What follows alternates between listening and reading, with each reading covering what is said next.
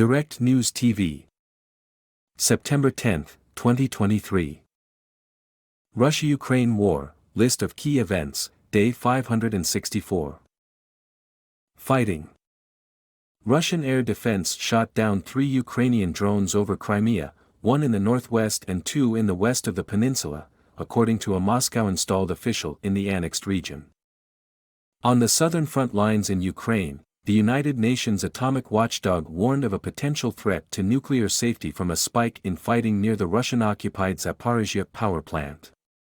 The International Atomic Energy Agency said its experts at the facility reported hearing numerous explosions over the past week but that there was no damage to the plant.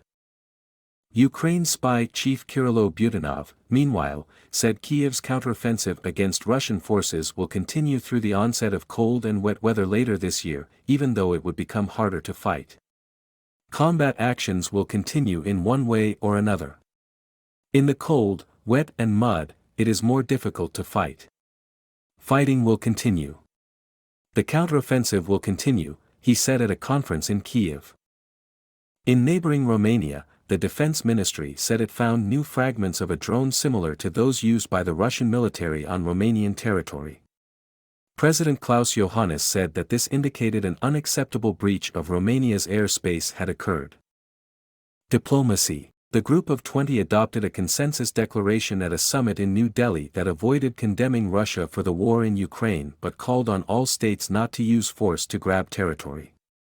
We welcome all relevant and constructive initiatives that support a comprehensive, just, and durable peace in Ukraine, the declaration said. The use or threat of use of nuclear weapons is inadmissible, it added. Ukraine's foreign ministry said the declaration was nothing to be proud of, but German Chancellor Olaf Scholz said it demonstrated a clear position on Russia's invasion by stating that the territorial integrity of countries cannot be called into question with violence. Ukrainian President Volodymyr Zelensky met with Japanese Foreign Minister Yoshimasa Hayashi in Kyiv and agreed to begin discussions on security guarantees and cooperate on reconstructing Ukraine's economy, according to Tokyo. Black Sea Grain Deal. Russia said it was sticking to its conditions for a return to the Black Sea grain deal which it quit in July.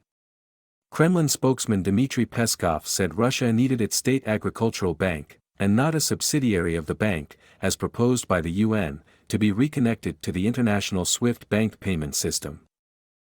At the G20 summit, meanwhile, Turkish President Recep Tayyip Erdogan held talks with Japanese Prime Minister Fumio Kishida regarding efforts to revive the deal, according to the Reuters news agency. It did not give further details. The European Union also castigated Russia for pulling out of the Black Sea grain deal, with European Council President Charles Michel condemning Russian attacks on Ukrainian port infrastructure and deriding its offer of 1 million tons of grain to African countries as a parody of generosity. My name is Kingsley. Please like, share, subscribe and hit that notification bell so you can be the first to be notified whenever we post. You won't regret it.